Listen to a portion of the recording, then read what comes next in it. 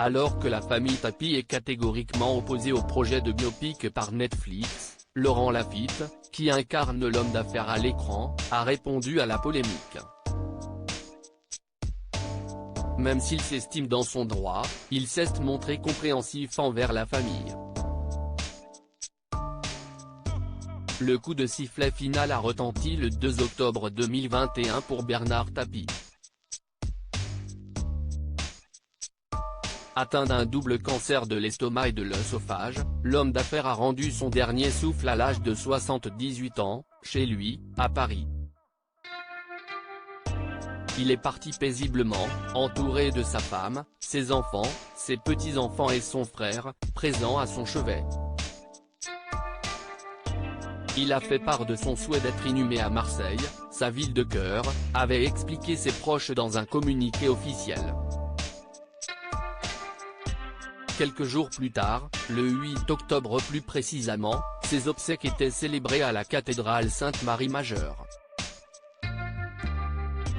Une foule de célébrités mais aussi sa famille, dont son épouse Dominique et ses 4 enfants, avaient fait le déplacement pour lui faire leurs adieux.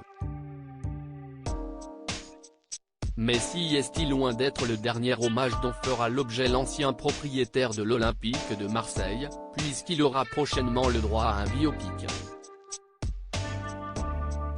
Le 18 septembre, Netflix dévoilera en effet une série en 7 épisodes basée sur la vie du célèbre homme d'affaires. Pour l'incarner, c'est Laurent Lafitte qui a été choisi.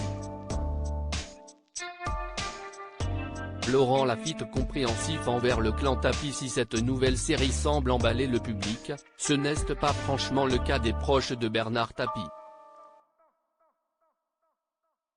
Pas seulement parce qu'ils s'inquiètent de potentielles inexactitudes, mais aussi car ils n'ont pas apprécié la promotion de la plateforme au grand N rouge. Sous une affiche de la série, elle avait en effet qualifié le mari de Dominique de businessman, homme politique, arnaqueur, patron de l'Olympique de Marseille, chanteur. Une description qui avait révolté Rodolphe, son petit-fils.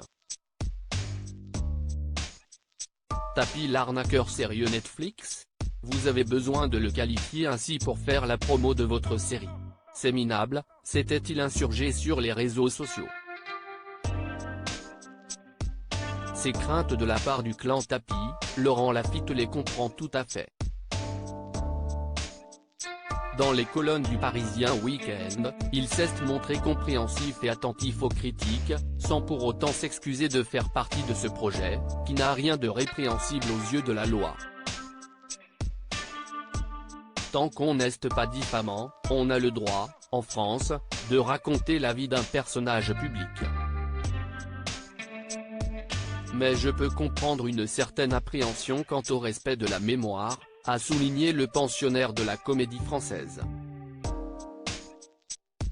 Reste à voir ce que le clan Tapie pensera des premiers épisodes, prochainement disponibles sur Netflix.